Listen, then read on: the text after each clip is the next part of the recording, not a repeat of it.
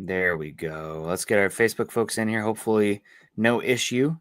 When we were trying to get it go yesterday, Eric, they had a big, huge message come up over the top of the screen saying, it's not StreamYard's fault. We're trying to get admin at Facebook to get things working again. So it looks like we connected. Facebook and StreamYard have a contentious relationship, but, it's working today. Happy Wednesday. It's the 10th of September. We are almost to week 2. 1 week in the books, still kind of fermenting the feelings of that week 1 game, but getting excited for week 2 versus a suddenly very interesting matchup for the Denver Broncos, and one that could be pretty consequential come the end of the season for the Broncos. I'm Nick Kendell, joined by Erick Trickel. This is Broncos for Breakfast. Eric, good morning to you. My last Wednesday show for a second. I guess I just won't be here next week because that's when the moving truck comes. So I'm not sure what your guys' plan will be. Hopefully we'll be talking about a 2-0 Denver Broncos team, as the title suggests. But how are you doing? Hopefully you got a little better sleep than I did, and your internet is behaving a little better than mine is as well. I mean, as far as I know, the internet's behaving fine. If it's having issues, wouldn't be surprising me. It is windy and rainy and cold outside right now. And as for sleep, I barely sleep. I'm working on about 3 hours of sleep today. I stayed up a little bit too late watching the Colts because I didn't do any of that yesterday. Most of my time during the day was filled starting to teach the little one multiplication. And even though obviously we have teacher handbooks and stuff like that, it's still hard to get that kind of concept ingrained in a 8-year-old, especially one who doesn't always want to pay attention. So most of my energy went to that. So I ended up staying up too late to watching the Colts to get ready to talk about the Colts game coming up. So such is the way of life of fatherhood and being basically a teacher and an analyst and all that. Yeah, little guy woke up at 4 and didn't go back to bed. So Miss Rachel, shout out to Miss Rachel. She's on right now. And I said, maybe 5-10 minutes and then turn it off because the internet is in a high demand right now. And it's my last day. My parents being out here in Seattle as well. They've been helping watch the kid while we pack up the, I don't know, boxes and boxes and boxes of stuff here and taking advantage of having that help here. So we're taking advantage of everybody joining us this morning, including one of our favorites, Jasmine, the relatively new mama. Hope you're doing well, Jasmine. Hopefully motherhood is treating you well and you're getting more sleep than Eric and I are complaining about. Moms have it harder than dads. I mean, gosh, it's just so shout out to you being here. And the support, the super chat says, hey guys, looking forward to the offense taking huge steps forward this week against the Colts. Your lips to the football god's ears. I am very much wait and see on the Broncos offense. I do think it's going to be relatively difficult for them to be worse as far as the negative plays go. I mean, 3 turnovers from the offense, right? Because he had the Marvin Mims one, all at the hands of Bo Nix. Now, granted, every single play has its own story, but I felt like in order of blaming Bo Nix, I think the strip fumble was the most on him. Then after that, it was probably the second pick and then the first pick. But there's stories on all of them. I think the second pick, I get it mixed up in my head. Whichever one was the Cortland Sutton, Marvin Mims one was not as good. The crossfield one, I definitely put more blame on him. But yeah, the offense it's boring. Broncos defense does well. If Crawshaw plays as well as that again as well, you don't have to be a top 5, a top 10 even, high-flying offense. Control the ball. Don't turn it over. Play off of your defense. They're going to give you chances. They're going to give you short fields. And that's boring. That's not going to win you Super Bowls at the end of the day. But if you keep stacking wins, you're going to give yourself a chance. Yeah, I mean, that's what it's about, and is stacking those wins, giving yourself a chance. Because, I mean, we get to the playoffs, anything can happen. I mean, any given Sunday, that's a big thing when it comes to football, but especially in the playoffs, there's always almost always, I should say, those few surprises that happen. Nobody was expecting the Washington Commanders to be in the NFC Championship game last year. It's just, once you get to the playoffs, you never know. Maybe that is enough to where Denver can still get a playoff win, depending on who they're going against. Might be a little bit tough to overcome, the Baltimore Ravens or the Buffalo Bills after what we saw week 1. But who knows? It could be. They could just have the right time, the right plays at the right time on the right day. It's just one of the beautiful things I think about with the game is you've mentioned it before. I can't remember the term for it, but it's like where the Giants beat the Eagles beat the Chiefs beat the Bills won the Super The Bowl wheel of kind of thing. parity. The wheel of Yeah, parity. wheel of parity. And so it's tough to win games that way in the playoffs. It's doable, but I would bet that the Broncos offense is better than it is. As you said, it's harder to be worse. I think that they will find more consistency, less of the negative plays, less of the turnovers, in a game basis, not having 4 in a single game again. But it's just, can they find a way to stack the explosive plays a little bit more and, taking that offense from being like they were last year to being able to take that next step and be even better than last year. And I know that, Sean Payton loves Bo Nix, excited about him. He's a top 3-4 quarterback in the next 2 years. That game, we've talked about it a lot. He looked way over hyped, way over zealous, I guess, maybe even the term there. And Sean Payton talked about it in the press conferences, maybe not giving as many run pass checks at the line, maybe 2 different runs instead. And long term, it's not what you want for your quarterback, but maybe early on right now, considering again how overexcited Nix looked, maybe you put a little bit of a handcuff on him early in the game, at least, where we have 2 different run calls. Maybe it's not always RPO or run to pass check at the line of scrimmage, just to control the game, make sure that you are balanced heading early on, and kind of establishing that for the Colts as well. While the Colts obviously beat the absolute brakes off the Dolphins, this is a break check for them as well, because I think the Dolphins are going to contend to be one of the softest teams in the NFL this season, and Denver's defense is not soft by any means. Now, could they have a few more like girth and mass up front, Greenlaw, the heavy hitters, blah, blah, blah, whatever, but they're not soft on defense. You probably want to lean into the offense, being that this is weak as well, especially going on the road. Now, granted, no offense to Indy fans, it's not like, you're heading into the old Oakland Coliseum. It's a beautiful stadium. If you haven't been to Lucas Oil, it's absolutely beautiful, but I don't imagine it being overly raucous in there. But still, overhype Bo Nix. Maybe take the ball out of his hands a little bit early. If that means, conservative, you're playing for the punt a little bit. This sounds like I'm what's the word here? Indoctrinated by Iowa football early on with this very conservative, boring style. But the defense is good enough that you can play that way and feel it out early. And I think the Colts, especially with Daniel Jones, if you're playing that way, they blink first. Yeah, and when watching the Colts Dolphins game, one thing stood out: the Dolphins defense is absolutely terrible. You mentioned it; they're soft, and they just play terribly. Yeah. They really lack a lot of talent in a lot of places.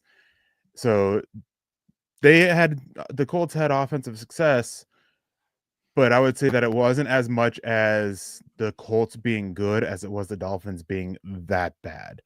And then on the other side of things, that Colts defense really struggled, even though the score doesn't suggest that they did.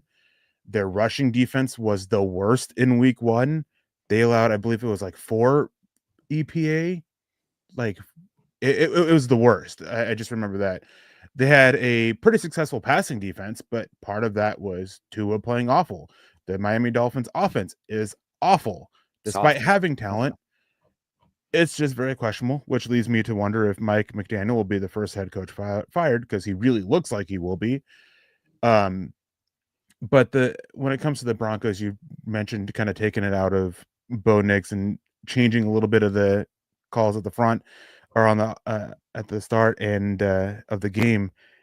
And I believe it was on the first drive alone, we heard him change out of the play like 5 or 6 times. Now, we can't say for sure what the original play call was. It could have been run. Bo Nix was changing it to a pass. Could have been another pass that he was just changing that. We don't know without knowing the play calls. But it's typically not a good idea to come into the game with a game script, with something that the coaches determine that they want to do early, have that script. It's about 20 plays. It's not ideal that you're changing, 25% of them at least. In second drive, there was a lot more. So it was more than 25%. But that's not a good way to start. So maybe, as you said, maybe there's a little bit more of a handcuff placed on Bo Nix from Sean Payton, at least to start the game. Yeah, absolutely. We got the super chats rolling in here. We got Coach Chris saying, good morning, Broncos world. Hump day. Happy hump day. What's the status of Evan Ingram? Does Greenlaw play this week? My prediction, we get 3 sacks, win the game 27-17. Love the show, everyone. Have a great day. MHH rules, Denver Broncos for life. I don't think Evan Ingram's going to play. I talked about it last night. I think he'd already be on a short-term IR if that was the prognosis, get somebody called up, get the ball rolling there. So I'm expecting anywhere from 1 to 3 weeks. Today's Wednesday. We should get our first official from Sean Payton. We'll use the air quotes on that one. Official report on Evan Ingram with the injury report. I'm not expecting to see him though this week. I honestly won't expect him again next week. I think right now, my gut, this is just purely gut. He'll be out 2 weeks and we'll see week 4, maybe. But I don't think he's going to play. As far as Greenlaw, I think that one's more 50-50 as well. Yeah, I mean, talking with a guy who I have one guy that I talk with, one thing I've learned is I take what his estimate is with injuries and typically add a week. Evan Ingram, he said, not this week, next week. So I'm at the point where not this week, not next week, but the week after. Dre Greenlaw, he said, probably not this week. It's up in the air. And that was kind of where he was at last week. He said, definitely not week 1, maybe week 2, but definitely week 3. So that would say week 4, but I don't know. There's been a lot of positive stuff coming out about Greenlaw and a lot of other reporters coming out and saying this week that there's a good chance we'll see him on a pitch count, limited snaps. But I think we see Greenlaw this week. I don't think we see Ingram this week, though. Be great to have Greenlaw this week, especially with Daniel Jones as a runner. We saw Cam Ward extend some plays, keep some drives alive early rather than, stepping on the throat to start. It'd be great to have some physicality and maybe some turnovers. I think I don't imagine Jonathan Taylor dropping the ball before the end zone line again, the goal line this year, like he did last year. God bless you for that one. Denver would have made the playoffs if he'd carried that one through. So that's that Wisconsin education coming through. Had to get a dig. That's one program that's actually worse than Iowa right now. So God bless him. Michael Ronquillo, $50. Talk about God bless him. Good morning, Nick and Eric on Broncos for breakfast. Go Broncos. It's not only the $50, which is incredible, but the gifting 5 Mile High Huddle memberships as well. And if you haven't done so yet, make sure Michael can't be doing it for everybody. Maybe he can. I don't know. But right now, make sure you become a member of the MHH YouTube team. Helps us a heck of a lot. Keeps these morning shows going. Also, Coach Chris as well, gifting 5 Mile High Huddle memberships. It's not an exclusive club. We don't want it to be an exclusive club, but it is a special club at the end of the day. So appreciate everyone coming in. And none of you guys, in my books, you're all stars. You are all front runners and not at all underdogs, although we do like underdogs as well, Eric. Yeah, speaking of underdogs, football is back and Underdog is the best place to make picks and win money all season long. Playing on Underdog is easy. Just pick whether your favorite players will go higher or lower on sets like touchdowns, receiving yards, rushing yards, interceptions, sacks, and so much more. That's right. Get your picks right, and you can go up to 5,000 times your cash. You can play with as little as $1. So if you think you've got a beat on what Bo Nix or any of the Broncos players are going to do in this upcoming week 2 matchup versus the Colts, download Underdog and win some money. Yeah, I have so much fun playing Underdog and winning money while watching football. That's a touchdown, you guys. Download the app today and sign up with promo code MHuddle to score $50 in bonus funds when you play your first $5. That's promo code MHuddle. Millions of fans have already won billions making picks on Underdog. Will you be next? Underdog. Make picks, make money. Be 18 plus, 19 plus in Alabama and Nebraska, 19 plus in Colorado for some games, 21 plus in Arizona, Massachusetts, and Virginia, and present in a state where Underdog Fantasy operates. Terms apply. See assets.underdogfantasy.com/web/play and get terms _DFS_.html for details. Offer not valid in Maryland, Michigan, Ohio, and Pennsylvania. Concerned with your play? Call 1-800-GAMBLER or visit www.ncpgambling.org. In New York, call the 24/7 Hope line at 1-877-8-HOPE-NY or text HOPE-NY 467-369. Awesome. Dylan and I a little playing footsie with that one, trying to get the overlay going. So appreciate you, Dylan. I was a little quicker to the draw, but you were right there and got it all rectified. So appreciate him. Appreciate Jetty Splash coming in. I said, statistically, do you know if big numbers for quarterbacks show up at the end of the season after injuries create more openings?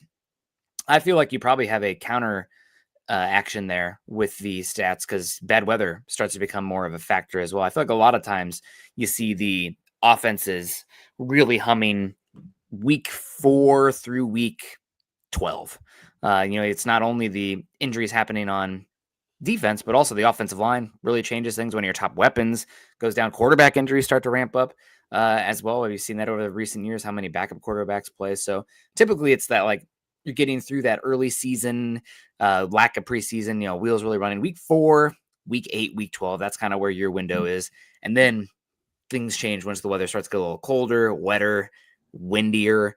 And also teams, you start to see teams that are, I wouldn't say checking out, but they know where they're heading. 1, 2, 3 Cabo versus, or 1, 2, 3 Cancun, whatever Mexico resort city you want to go to, and the teams who are the contenders. So typically it's more early fall when I at least anecdotally, that's how it feels to me. Yeah, I remember seeing something about this, and it was only done from when they went to 17 games and took away the preseason game, because it was a look at the impact of one less preseason game. And I was trying to remember if it was before this season in June or before last season in June, when it was, but it was showing that teams typically start the offensive output, it wasn't specifically quarterbacks, it was just offensive output in general, was down, I believe, the first 3 weeks. And then it picked up after that, and it was pretty balanced, from, I'm pretty sure it was the first 3 weeks. And so week 4 on, it was a little bit more balanced with the offensive output. And it makes sense typically without the final preseason game. It's a little bit, less time to get things gelling. So, offenses take a little time. And even before that, it was like the first week or two were still a little on the rough side for the longest time. So you lose that one preseason game, makes things a little bit, rougher to start the season. Then, as you said, injuries happen, weather, so many variables that lead to kind of this thing. So I would assume it's kind of more balanced throughout the season instead of showing up at the end. And the biggest reason why is, as you said, injuries, both on offense and defense, and then teams start to check out. About week 13, week 14, teams have a good idea where they're going to be. And some of those teams that are not in a position to compete, they're checked out. They're ready for vacation. They're ready to think about what's next for them, for if they're free agents or, veterans on big deals or whatever the case may be, what's next with the coaching staff. So I just remember that it was pretty balanced after it. It just wasn't specific to quarterbacks. It was just offensive output in general. Yeah. So good question, Jetty. Appreciate you. We also got our guy D Money coming in, says the season has a far greater chance of imploding than many think, doesn't it? Well, it depends on who you're asking. Fans of their own team are always going to be a little higher for the most part than the general consensus. So is Broncos country higher on the Broncos' chances than general perspective? Sure. Yes. Does it have a chance to implode? Of course. You've already had 2 of your big 3 free agents missing time because of injuries. And Bonix had let's just call it as it is, a stinker of a week 1 game. Does that mean they're going to implode this season? I'm going to go no. Why is that? I think the defense is still going to hold. Now, granted, it's the NFL. The ticker should say underneath, barring injury. Injury changes perspective. So I'll knock on wood for that one. Hopefully no injuries, because there's a few straw that could break the camel's back on across both sides of the ball. But that's true for every single team.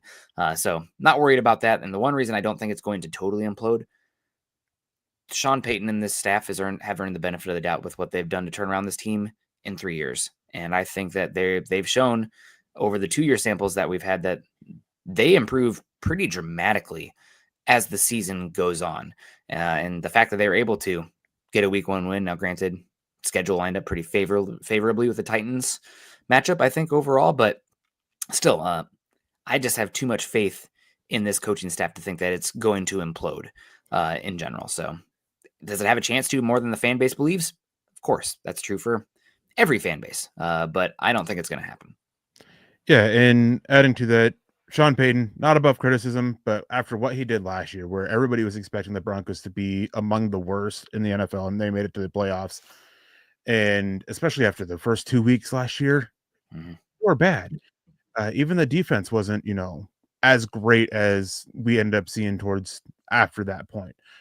So obviously there's a chance to implode, greater chance than what fans think, as you said. But I don't think it's any greater than any other team. And the reason why is because injuries. When teams implode, what's the biggest reason for it? Injuries. Their quarterback goes down. That's the biggest one. And freak injuries can happen. Dre Greenlaw, for an example, when he tore his Achilles, right? That's what it was. He was running onto the field in the Super Bowl. It wasn't even during a play. He was just running onto the field. Freak injuries like that can happen anytime, and that's your biggest way to leading to an implosion during the season. So I don't think it's greater than any other team just because injuries are the unfortunate but great equalizer in sports. And on top of that is, I think, on top of the coaching staff, I think the defense is enough of taking injuries out of it. The defense is enough to keep this season going to right about where we expect them, just because some of the schedule I don't think is as tough as a lot of people make it out to be, especially with what we're seeing from a lot of teams that are on the schedule. So greater chance than an implosion than a lot of fans think, but I still don't think it's greater than any other team. Yeah, I trust the defense. As far as implosion goes, I mean, it is the NFL at the end of the day, and at some point it's going to come down to your quarterback making plays, unless you have a all-decade offense or offensive line or an all-decade defense, which maybe the defense will be there. I know already people are talking about the 2015 defense.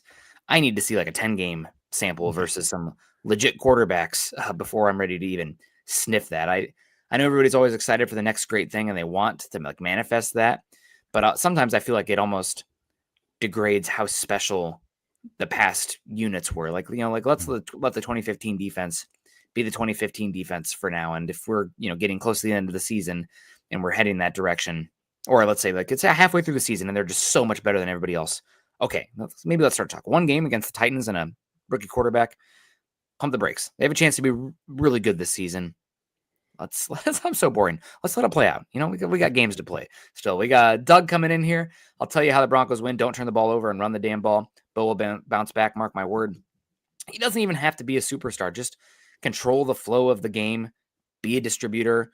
Make the layups when they're there. Don't make things much harder. It's like right now, I feel like with Bo Nix a lot, we like to use these cross-reference sports analogies.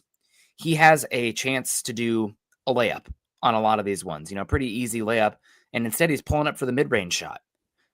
What are you doing, man? Like right now, like just set your feet, square your shoulders, use the technique that I know for frick's sake that you've been taught and hammered right now. Not everything has to be a trick shot. It's the easy right-handed layup. You don't have to scoop it under and do a trick shot to get the points. So right now it's just do the simple things. Keep it simple, stupid.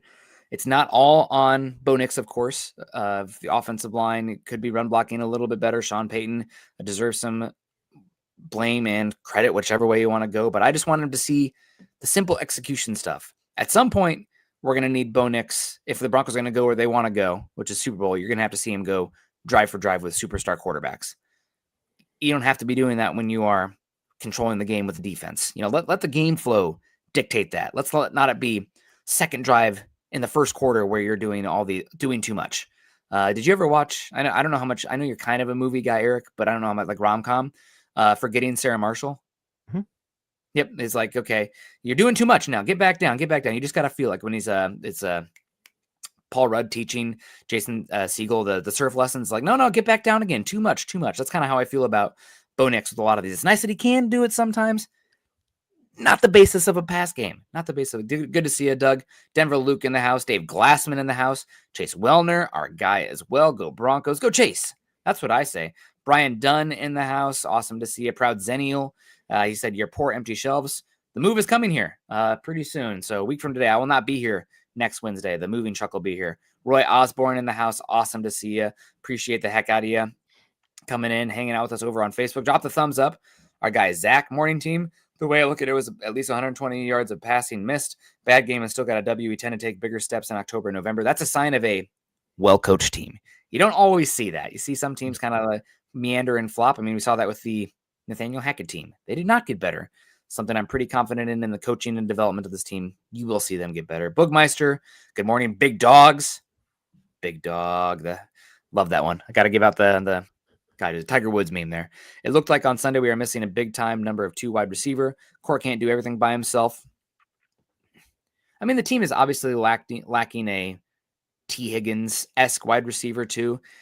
I think more of it still comes down to just the disconjointed nature of what was going on with the quarterback play than anything else, and maybe some of the play calling too. But yeah, hopefully over the course of the season, Troy Franklin or Pat Bryant really emerge as a wide receiver too. I know we had talked a lot about Evan Ingram, Eric, but the injury stuff already has me kind of shriveling up a little bit on that take. Yeah, I mean, and that was one of the things when you sign so many injury-prone players, and I know that there's a lot of faith in the Broncos medical staff, but part of the reason why they were successful with injuries was that Peyton purged the roster of those injury-prone players. And so when you sign all three of your big free agents are injury-prone players, you're not going to get 100% out of that. Somebody's going to fall short. And will it be Evan Ingram? Will it be Dre Greenlaw? Don't know yet. One game sample size on that note.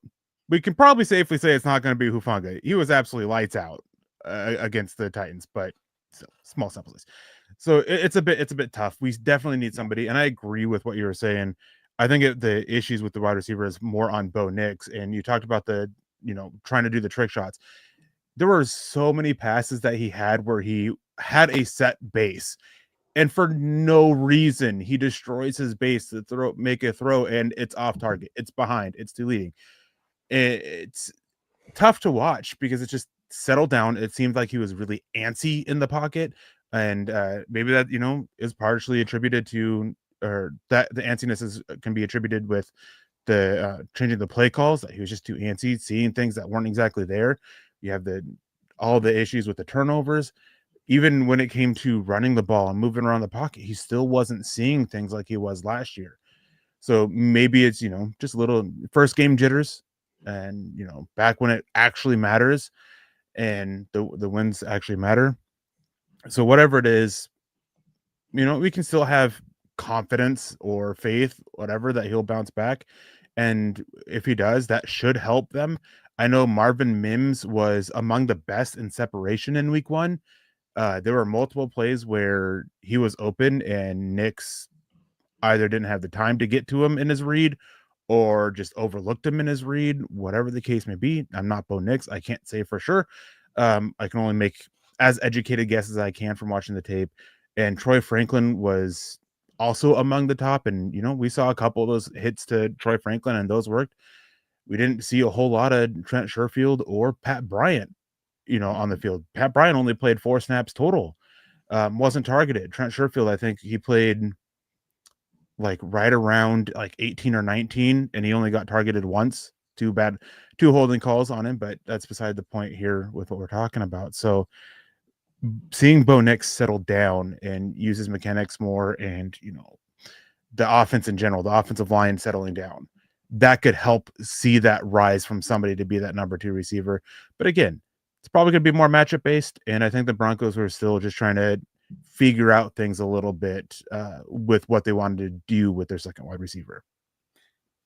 And we're not making a mountain out of a molehill, but we're also not gonna, it's raining or we're peeing on you and telling you it's rain, whatever you want to call it. Mixing up our analogies there. Maybe I don't want to get in trouble too much for whatever that one was, but it was a bad game from Bo Nix, and we see it. And it doesn't mean that it's going to be the reality of him forever. If there was any game to have one like that, it was probably the week 1 matchup versus the Titans. And no doubt, Bo Nix is looking at it. Sean Payton's looking at it. Davis Webb's looking at it. Jared Stidham in the room is looking at it. Plenty to work on and get better. And Bo Nix will tell you that he's got to be better. I mean, we've heard it from specifically the offensive line as well. Not good enough from the offense if the expectation is winning the division. Heck, if the expectation is making the playoff game, probably not good enough from the offense on the whole, unless you have a top 2 defense this season. And that's just, I don't want to be back in that world, Eric. I'd rather have a top 2 defense, obviously, but it's so frustrating to be so lopsided. So I'm not expecting that at all this season. We got young Tyrone. Let's go Broncos. Bo Nix going to have a better game. I think he will as well. I think it's going to be hard to protect the football. A punt is not a loss at the end of the day, especially if Crawshaw is playing like that. I'm rubbing my eyes. I was definitely banging that drum like, you're on watch, buddy. I like watching that. You're definitely on watch now in a good way. Chase coming in. Shout out to Nick for doing these shows while prepping to move states. Shout out to my wife and parents for that one, because they are helping out as well. Parents came out and been out here for a few days helping watch the kid while we can get some packing done, and my wife is still working. So they deserve the credit. I'm here talking ball, hanging out with you guys. This is fun. It is work, but love hanging out with you guys. We got Gabe coming in, says Colts at Buckner up front, almost as good as Jeffrey Simmons, if I'm not mistaken. Different. Simmons is much more of a bull. He's more of a like just absolutely unit, and they also have Trevondre Sweat. Now, granted, Colts have Grover Stewart, who I think is playing. He's not hurt, right? I'm gonna be honest. I didn't sit there and watch every individual matchup from the Colts defensive line. I watched the extended highlights, but Colts have some players as well. They also have far and away the number one dropback EPA entering this game, but that's because Miami was so freaking dreadful. Glad Denver's not in that Tua realm. That's always the concern. The rookie quarterback who's like, oh, is he worth paying? And then you pay him. It's like, it imploded. So we'll see what happens with that Dolphins team and that 49ers team as well. Rob Bucksbaum in the house. Good to see you, Rob. Appreciate you.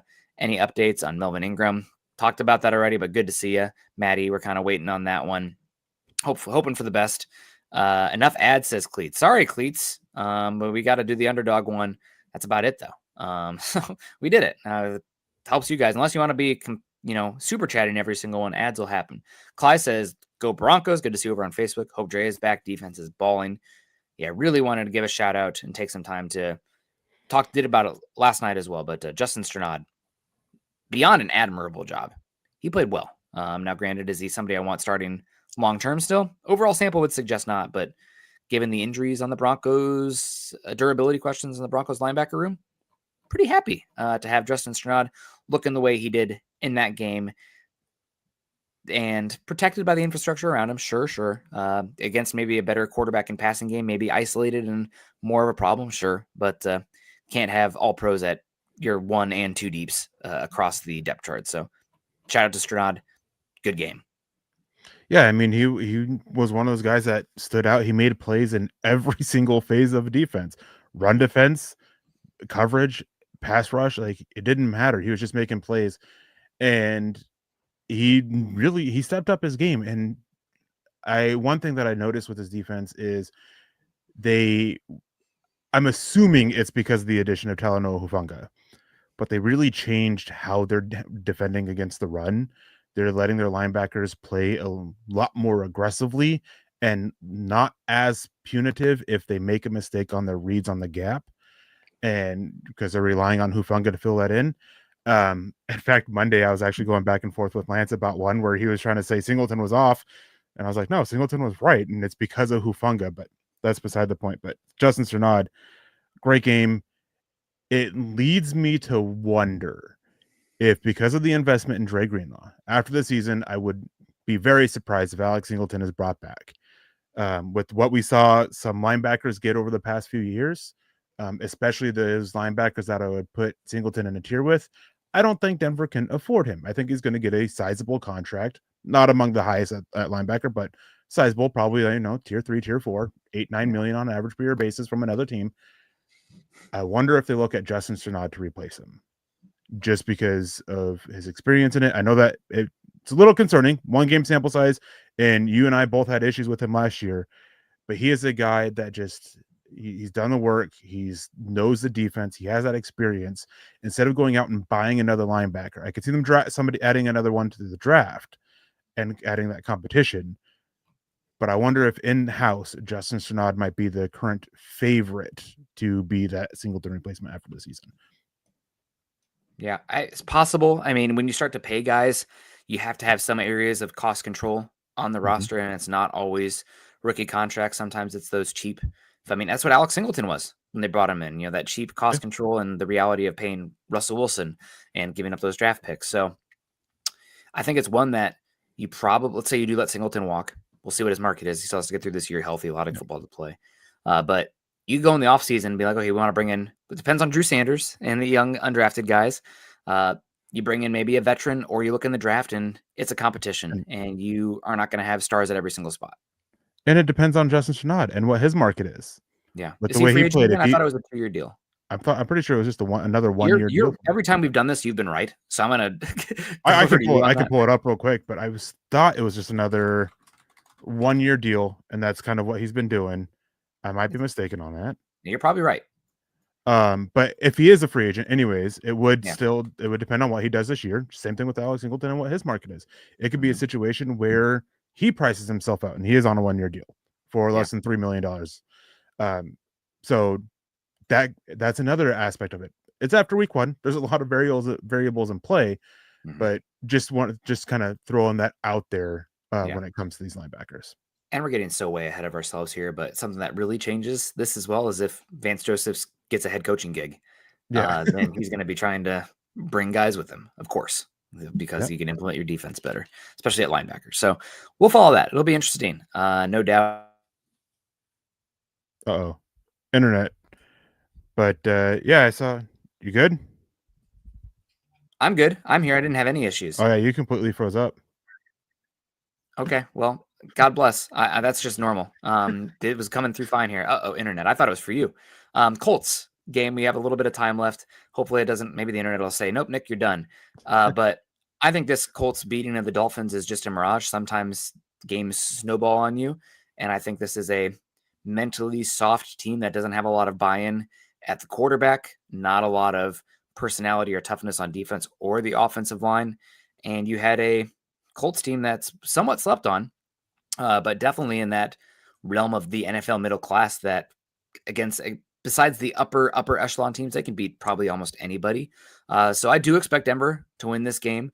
I'm going to go with Denver winning this one, kind of a close one, but I'm going to have them go 20-16 in the end. So they cover the spread. It's a 2.5 points for the Broncos. I think it's not going to be an unbelievable game for the offense, and I think the defense will probably give up a little bit here and there. I think Jonathan Taylor is still a really good back. They got a decent offensive line, and I think Steichen's a pretty good coach as well. I'm really going to be curious. Talking a lot about the linebackers. Tyler Warren in this one. Obviously, Broncos country's first or second love in the draft last season, ends up going 12 overall, 11 overall, something like that. But he's obvious out there watching him, so he'll be fun. Going to find out a lot about these Broncos linebackers, but I'm also excited to see what Hufanga can do as a welcome to the NFL for Tyler Warren as well. Yeah, and this Colts defense is bad. Like they're really bad against the run. They were actually the highest EPA per dropback in week 1, even more so than the Broncos. But that was because of the turnovers. They had 2 interceptions, and when you take those out, they're only second best. So they still had a good game in terms of drop back per EPA, but the run defense is truly awful. It was the worst in week 1, and it's not like the Dolphins rushing offense was great. There was just a lot of communication errors, a lot of with Big Lou's defense that he has. It's one that is very punitive. If a linebacker makes a mistake in the run game, it's very easy to capitalize on that for other teams. We saw that as a big issue multiple times over the years that he was with the Bengals. It's a very punishing defense in that, or it can be a very punished defense in that aspect. So it really relies on them making the reads. And there's definitely some issues from the linebackers and the safeties when they're working downhill against the run. So I think that this opens the door. It's not like the Titans, where the Titans had a good rushing defense and that you just kind of had to attack them in a certain way. You can attack this Colts rushing defense all over the place. Grover Stewart and DeForest Buckner, they're good run defenders, especially Grover Stewart, but they're not the threat that Simmons, Sebastian Joseph Day, and Devondre Sweat were for the Titans. So this is one where, I talked about it last week about how I felt like Sean Payton wanted to commit to the run. I feel like that's the case even more so this year, and there's actually an opening for it because they're getting a lot of, people clapping back at Sean Payton about how at the end of the first half, they ran 8 times to 26 passes. And one of those runs includes a quarterback scramble. They only ran 30, they ran a total of 32 times. And about 6 of those were scrambles and quarterback sneaks. So they didn't run enough. They didn't run early enough. And they kind of really committed to the run game when they had a lead, and they just kind of wanted to coast a little bit. I think that that's going to change. I still think that I do think the Broncos walk out with the win on this one. I think the defense is able to handle business again. And I think the offense looks a little bit better, less turnovers, maybe not as many, maybe not the explosive plays are suddenly there, but just less turnovers. That's good enough at this moment. I have it. I think 24-16 is where I'm going to go. I'm not fully settled on it yet, but I think that's where I'm going to land. I think they're going to be a little bit more closer to the vest in this one, and it'll keep it close. My key to this one, it's often the case, but especially when you have a quarterback who likes to put the ball in harm's way, and I think that Colts team probably wants to be pretty balanced. Get out to an early lead. Quick start. Broncos offense, whether it be 3 and out from the Colts, short field position, capitalize early.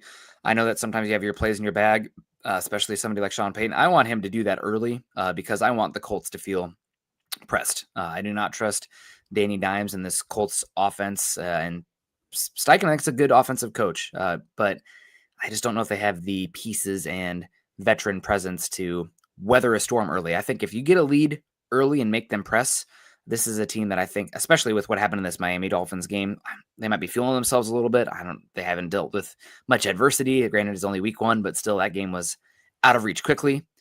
Get in a lead early, make Danny Dimes put the ball in harm's way, because he will, and take advantage of those opportunities when they come. That's going to be huge. Too often, it's a 50-50 chance. Cornerback could have made a play. I'll bounce off the hands.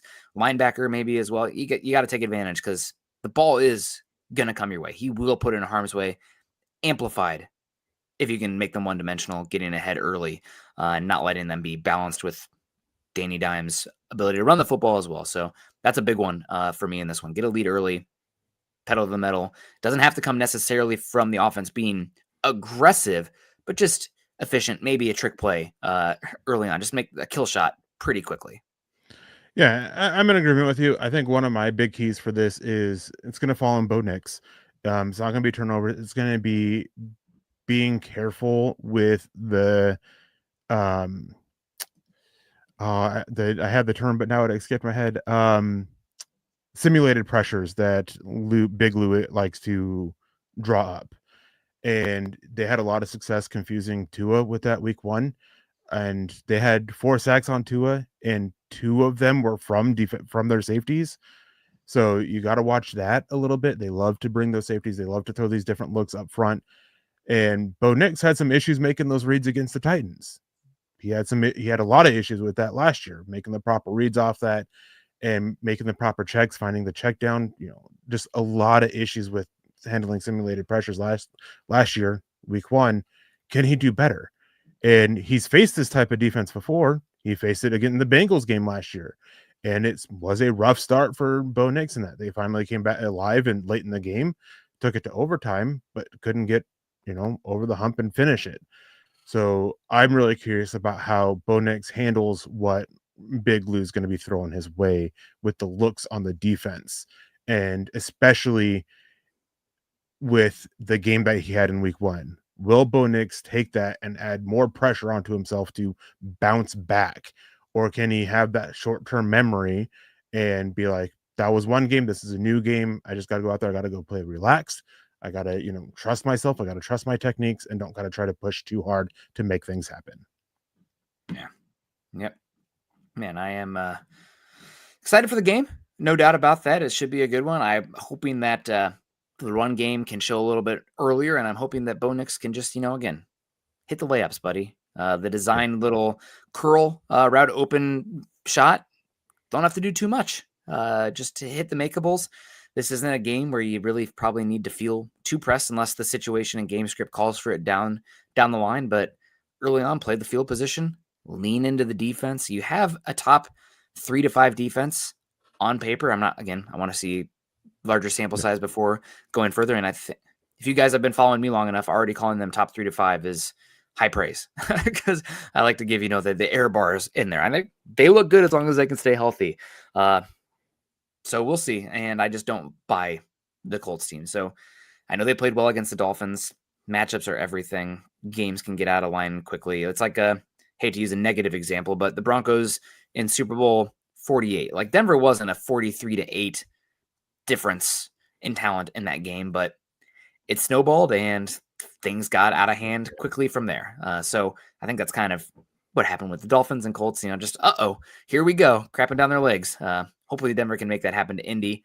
One last thing I want to ask you, Eric. I know that there's not necessarily carryover from one year to the next, but with how much the Colts, let's just call it as it is, like gave the game away last season in Denver, do you think there's any hard feelings or Indy being extra ramped up because they essentially coughed the ball? They had, a 21-3 lead. So they were about to have a 21-3 lead before that touchback that Jonathan Taylor didn't carry it across. Is that having any feelings in this game for the locker room of the Colts or Denver? Well, I mean, I can't say for sure, but I do know that individual players, I can't speak on team level. Individual players will look at games they had previously against a team and whether it's a bad performance and really want to strive to do better, or a good performance and want to build off that. Josh Jacobs is an example of that. He always looked at his previous games against the Broncos and used that to keep himself going, of like, I can do even better. It wouldn't surprise me if Jonathan Taylor specifically is looking at what he did last year and says, I'm better than that, and I'm going to prove to them that I'm better than that. I'm not going to cost my team this game. I'm not going to, make the stupid mistake of dropping the ball just short of the end zone and allowing the momentum to completely shift off that. I could see that happening with that.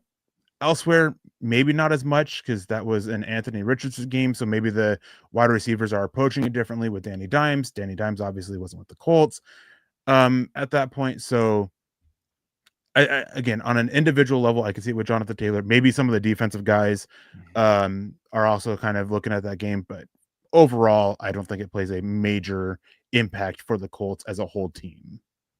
Yeah. I hope not. Different team, time's done it, but I mean, they choked that last season. That was the chance to go to the playoffs, especially with how easy their schedule was after that.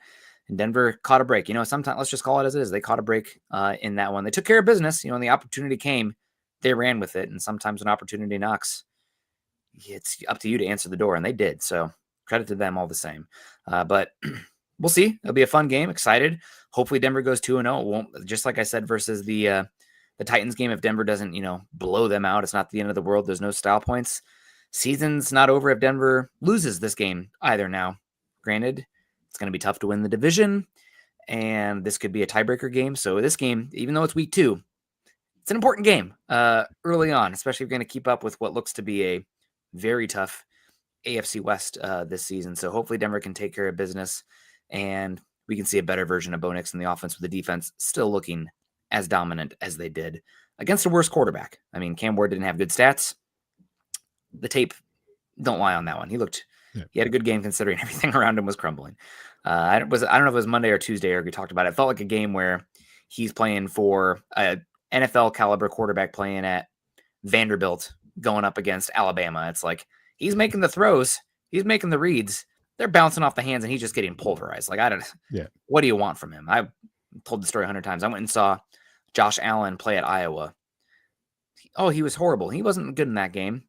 He couldn't have been good. There's nothing he could freaking do. So that's kind of how it felt for Ward. I mean, I don't know did you see the clip of his dad when Calvin Ridley dropped the ball, and he was just beside himself. God, hope you can survive, Ward. It sucks he's in the AFC, but he looks like a good one. And hopefully Nix can look like a good one in this game, better than he did versus the Titans. We're going to wrap up. Thanks everybody for coming in here.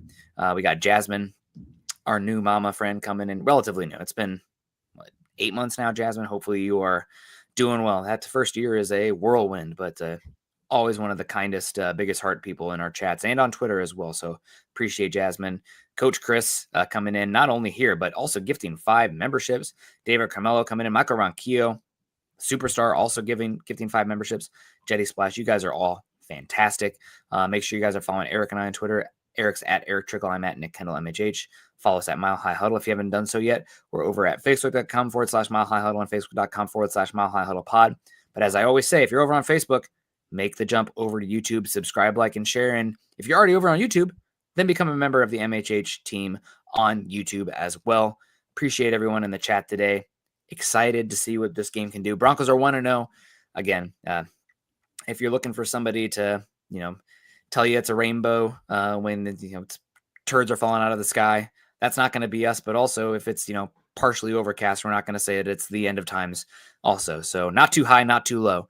I've already saw it on Twitter. The NFL season's in full swing. Bo Nix has one bad game, and he's a bust and the worst quarterback in the league. And J.J. McCarthy has one good quarter, and he's the savior in Minnesota. If you want to ride the roller coaster, enjoy. It's not necessarily going to be us as well. We're a little bit more of the what is it called? The wave pool. Enjoying it, but we're riding it, not necessarily for the extreme ups and downs. Yeah, I mean, if you want to go on that, you can just look at Caleb Williams.